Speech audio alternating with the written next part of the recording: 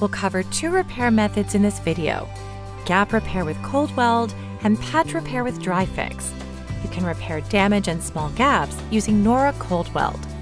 First, make sure the area is clean and dust-free. Apply painter's tape to the floor surrounding the repair.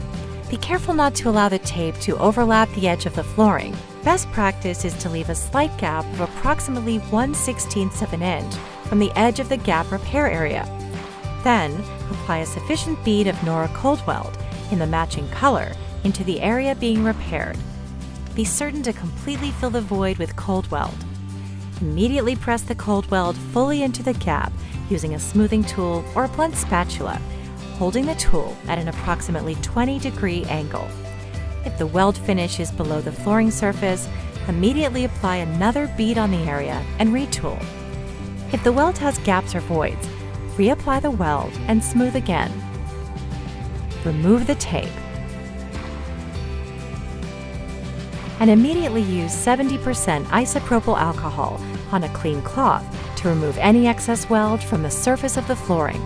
Do not allow any traffic in the area for a minimum of 8 hours. Do not perform any mechanical cleaning for at least 24 hours. To replace a section of the flooring with mechanical damage, place a matching tile or piece of flooring over the damaged area. Being certain to cut completely through the flooring, trace cut around the tile. Remove the damaged flooring and any adhesive residue.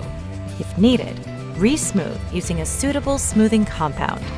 Next, use dry fix to cover the exposed substrate. And carefully trim in the Nora dry fix. Remove the wax paper and install the new flooring onto the dry fix. Use a corkboard or something similar to remove all air bubbles.